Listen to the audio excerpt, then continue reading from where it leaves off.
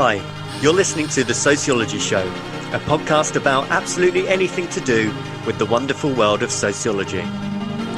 Whether you're a teacher, a lecturer, a student, or just taking a passing interest, this podcast will look at a range of issues from social class, ethnicity, gender, sexuality, religion, crime, education, and anything else that sociology has to offer. My name is Matthew Wilkin, and each episode I will speak to someone working in the field of sociology and let them explain all about their own interests, their research, and their experiences. So, put your earphones in, turn the volume up, and let's be sociology geeks together, eh? Hello and welcome to The Sociology Show. The Sociology Show podcast is brought to you in association with Tutor2U Sociology, the exam performance specialist for A-level and GCSE sociology students and teachers. And so you can visit their website, which is tutor2u.net/sociology. And there you can pick up revision guides, flashcards, revision videos, and everything else that you need for your A-level or GCSE sociology studies. And so on to this episode, and I'm delighted to welcome my guest, Dr Jenny Van Hooff. Jenny, thank you very much for joining me. Thanks so much for inviting me on, Matthew. Thank you. So I always start by asking people to say a little bit about who they are, what they do, if you don't mind, Jenny. Yes, of course. I'm a sociologist at Manchester Metropolitan University, and I co-lead our Centre for Contemporary Intimacies, and my research is into contemporary intimacy. So lots of different kinds of forms of personal life, really, couples, dating apps, friendships. I've researched masculinities, sex work, so kind of a broad area, all under the kind of personal life heading. And how did you get into that sort of field? Because it's a little bit niche, isn't it? How did you go down into that sort of avenue, if you like, Jenny?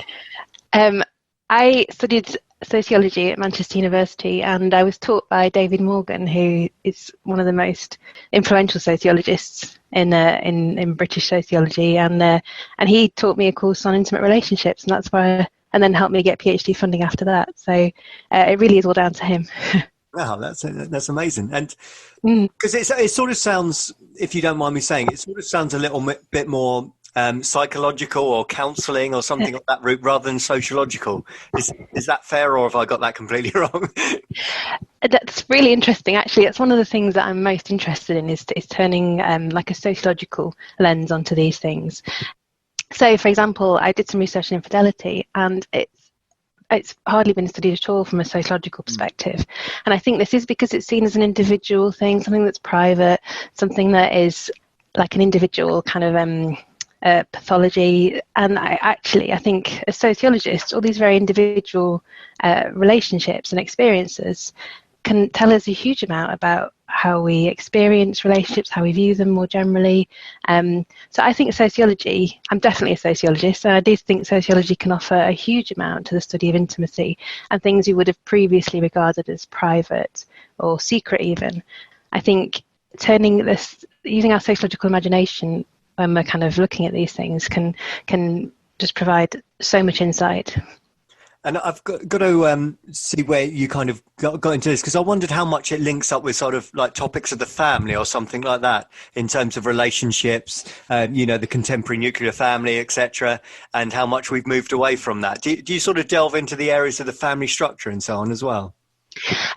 Actually, when I do research things that kind of relationships that are outside of the traditional family, although the couple, I suppose, could be seen as a kind of central unit, I'm really influenced by Carol Smart and her understanding of personal life and relationships, and taking a broader view of family rather than that kind of traditional nuclear family that I was taught about, the Talcott Parsons and very kind of fixed roles. So focusing less on the structure of family and more on how we kind of define our relationships. So, for example, I research friendship quite a bit, and I think we always have this, what Shelley Budgeon called a hierarchy of intimacy. And it's not just in the way that society views relationships, but also how, as sociologists, we seem to think certain relationships are more worthy of study or more important. And it's nice to kind of challenge that a little bit. So with this hierarchy of intimacy, I think at the moment, the sort of sexual couple tends to be at the top, and all other kind of relationships are seen as pivoting around it.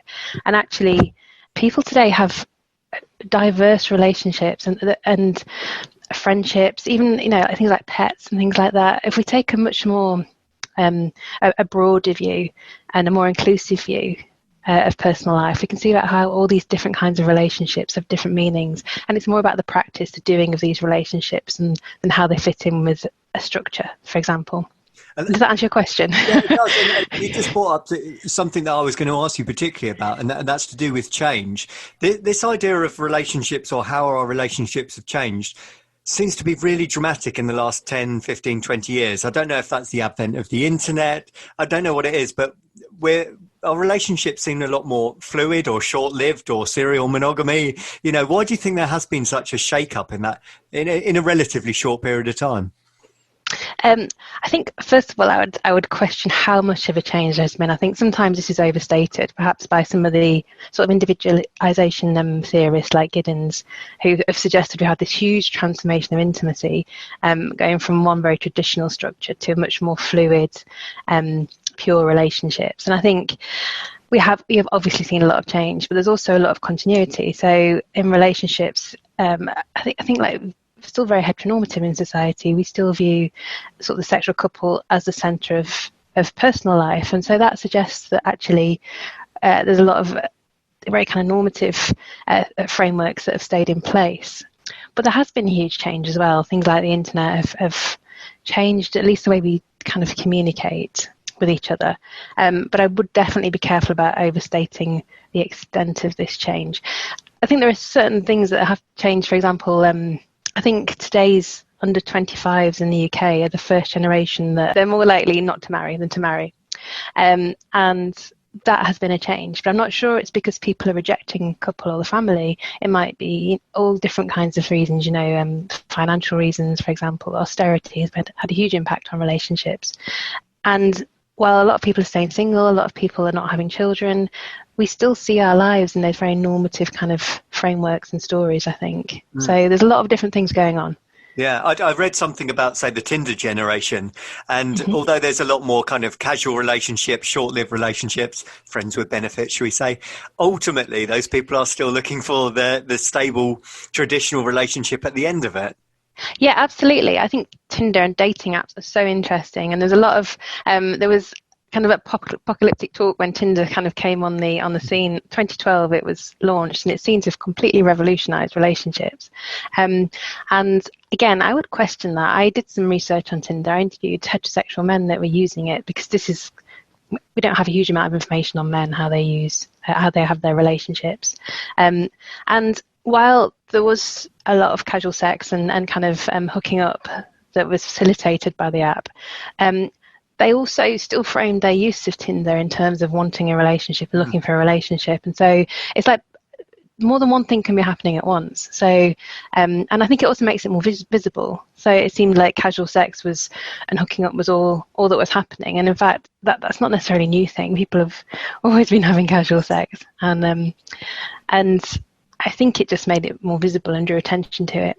And I wondered as well what you mentioned about, say, the under 25s and marriage rates and so on. Is it just a case that actually a lot of things have just been pushed back, that people are just getting married later or having children later rather than it dying out altogether? I think there's definitely some of that. I think there are statistics that suggest that marriage is less popular, that it is declining in a way that it hasn't been before. But again, we can't. It's almost like cohabitation has replaced that. So we're still seeing very traditional relationships in style. And it might be that the meaning of marriage has changed slightly in kind of a largely secular society. Things have changed, like the age of marriage. I think for both men and women, the average age of marriage is in the 30s now. And so since the 70s, that's changed dramatically. But also, while people might see their future in terms of marriage and a family, the statistics suggest that not everyone will have that.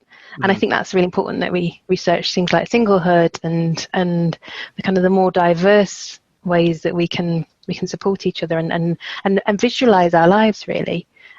What's really interesting to me during lockdown is the language of kind of couples and families and households, and how normative it's been, and how excluded from this anybody who is single or has a more kind of diverse type of relationship will be completely just left out of this discussion.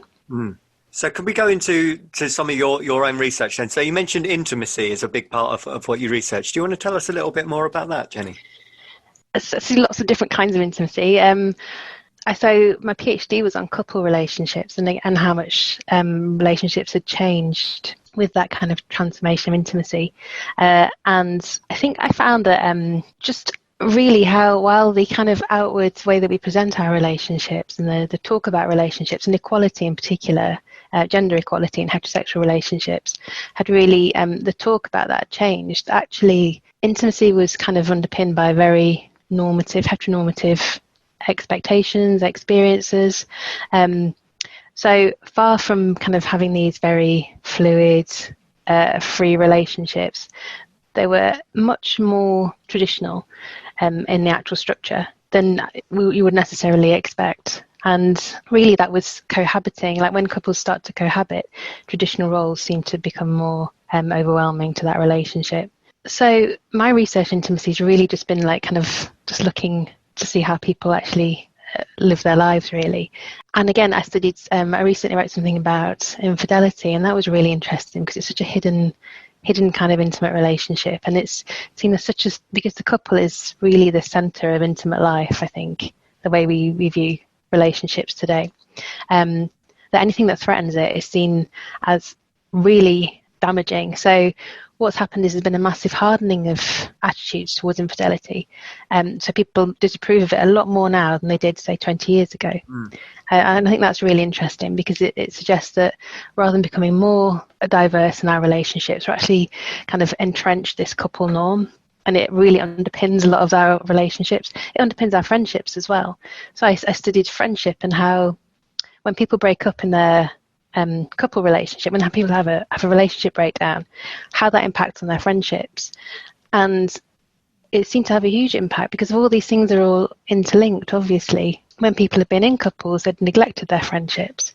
And then, of course, when relationships had ended, they'd felt really, they'd have found themselves quite isolated.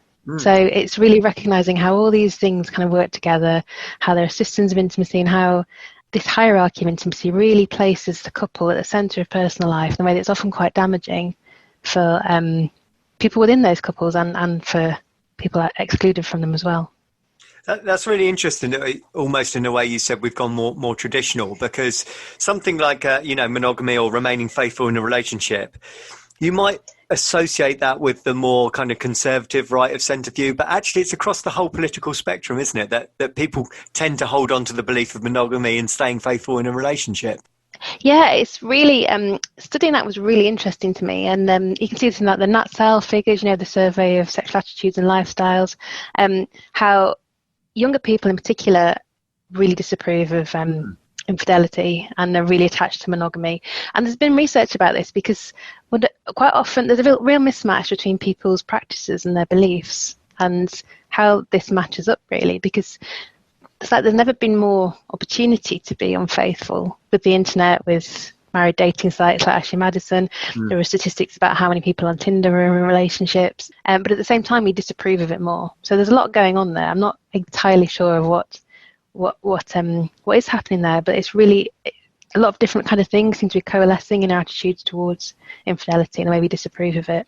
Yeah, that's interesting. You might have thought as a society becomes more secular, that it becomes less traditional in terms of its ideas on monogamy, but obviously the statistics suggest otherwise. Yeah, it seems to be. And it's almost like we've moved from marriage and relationships as being like a practical thing to actually being based on love and being we put a huge amount of weight in our relationships, I would say. So we expect our partners to be everything to us, a sexual partner, sort of the person that we talk to, the shoulder to cry on, financial partner, co-parent, live with them.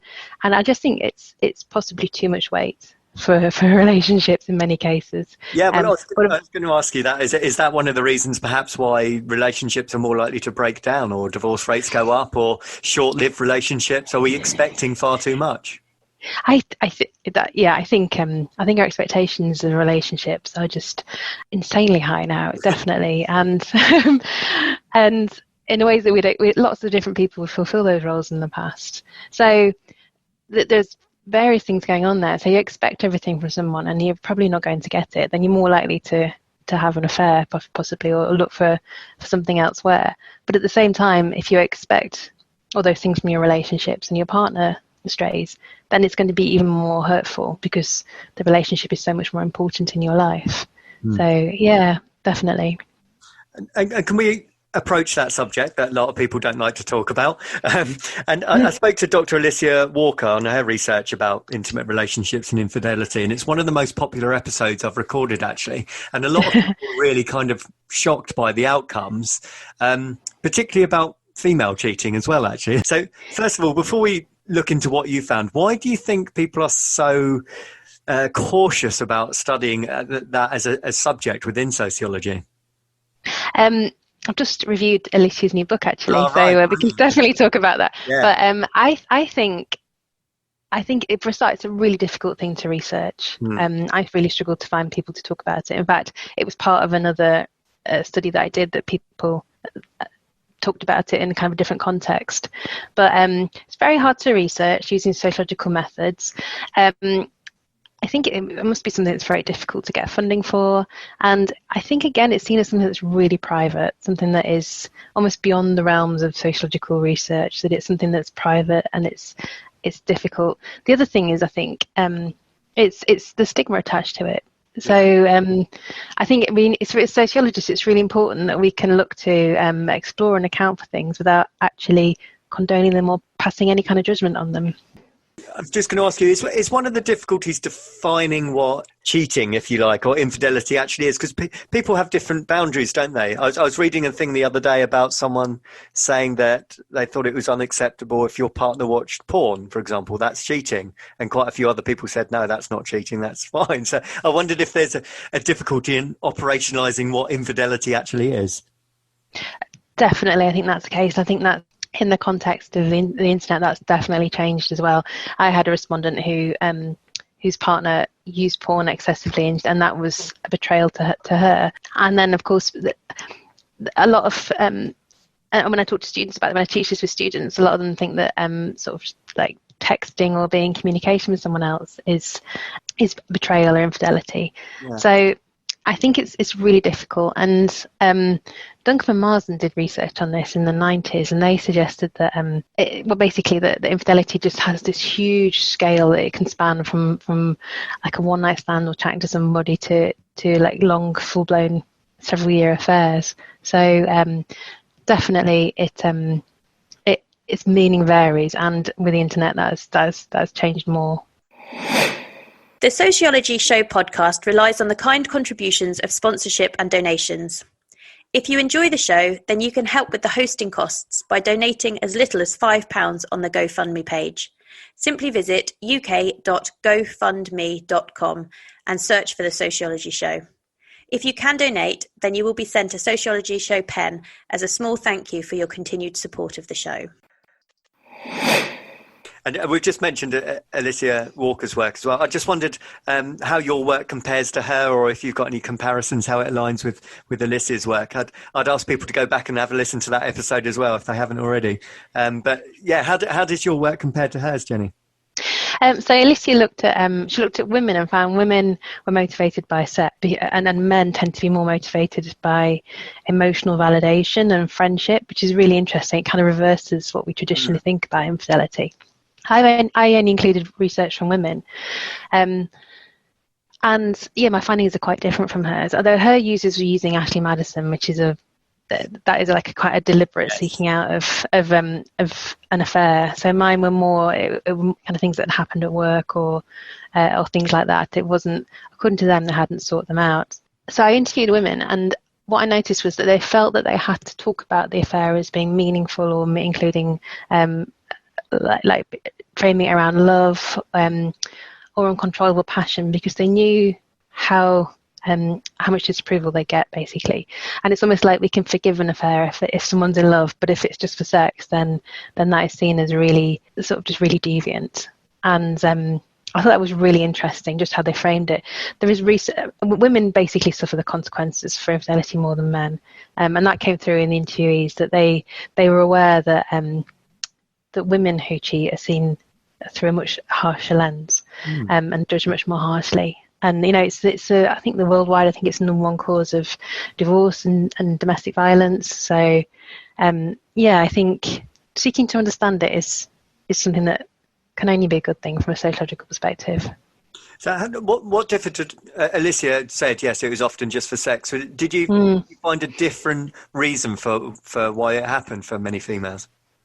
It was only a small number of participants, so they were all kind of different, but they tended to, one was open about it being about sex, and the rest of them tended to frame it in terms of emotional attachment.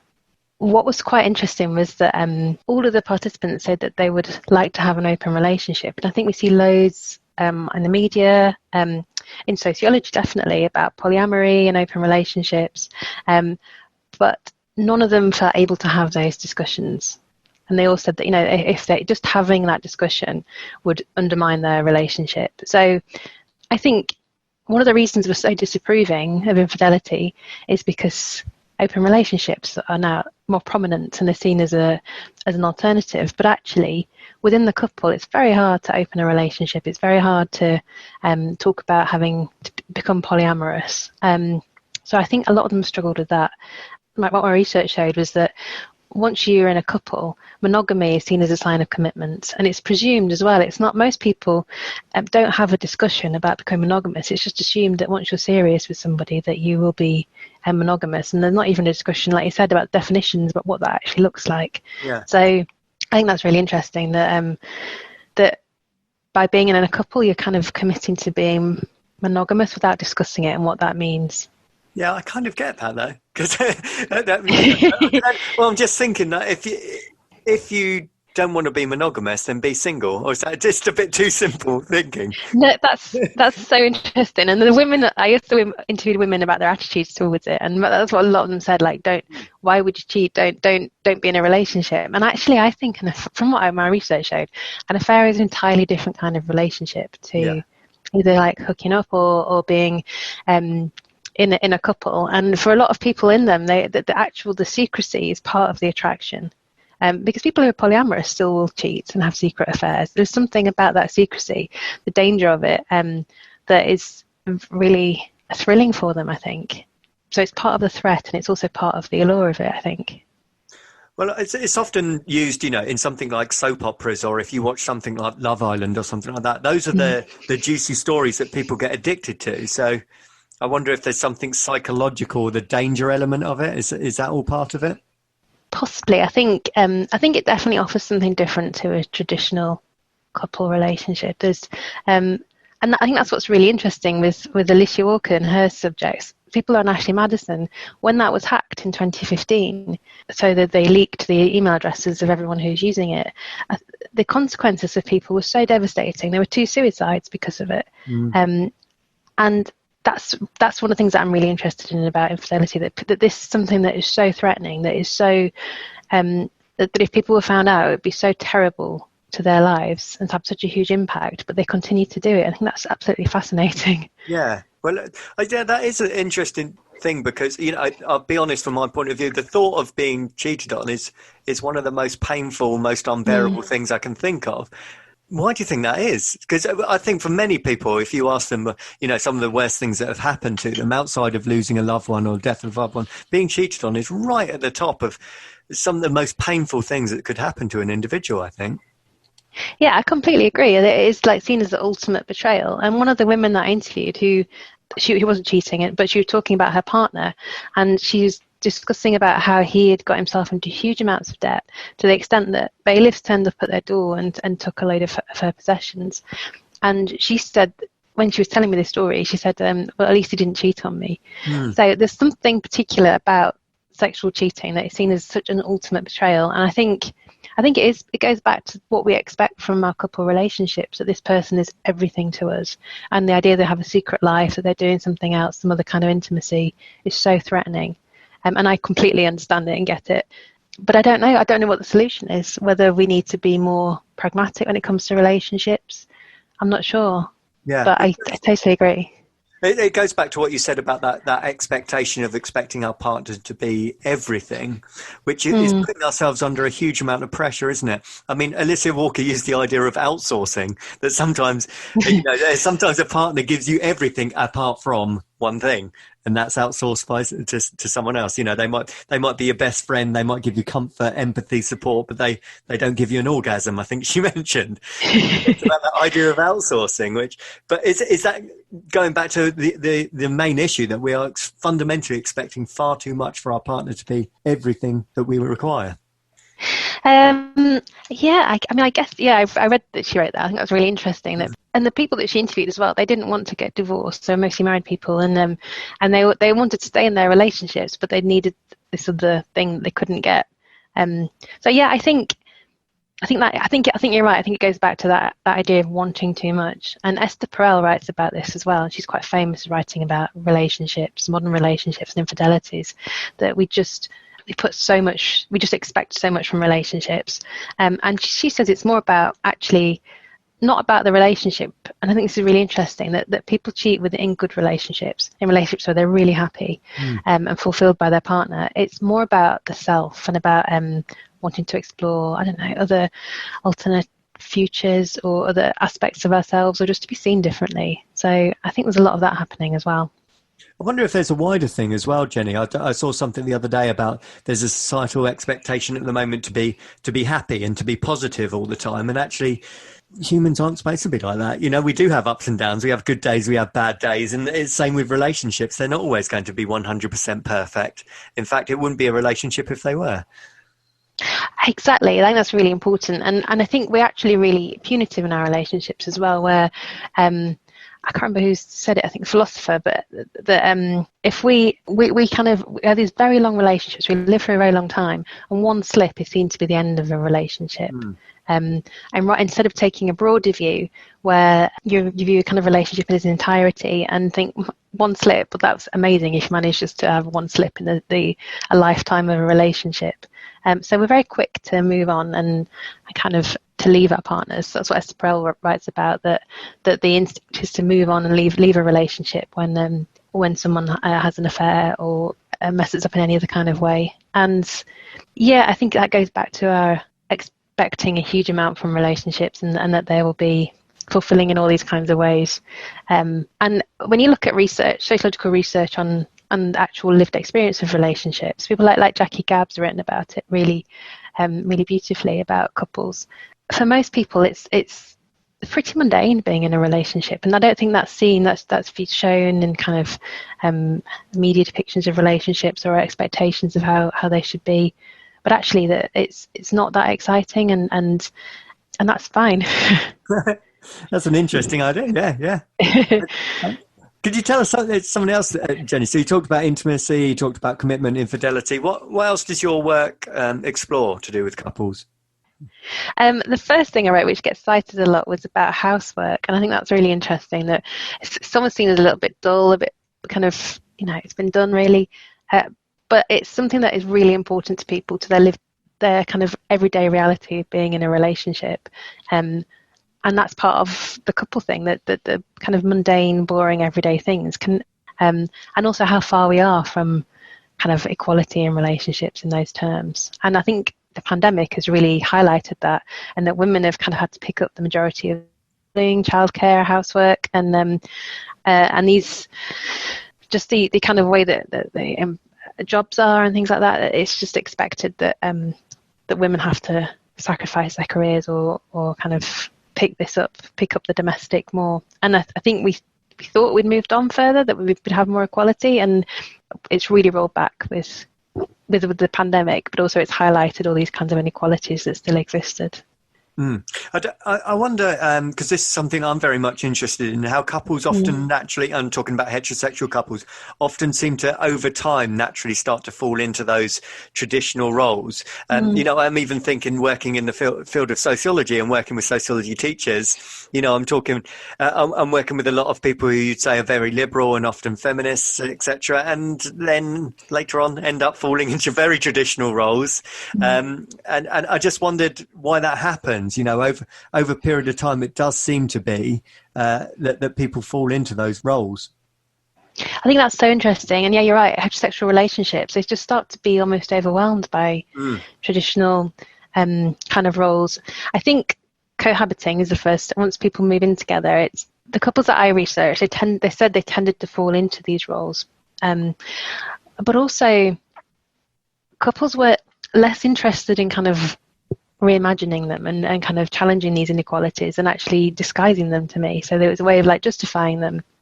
So, for example, I interviewed a couple, and they were both doctors, both consultants, and the female part, the wife, said to me, "Oh, well, he works much longer hours."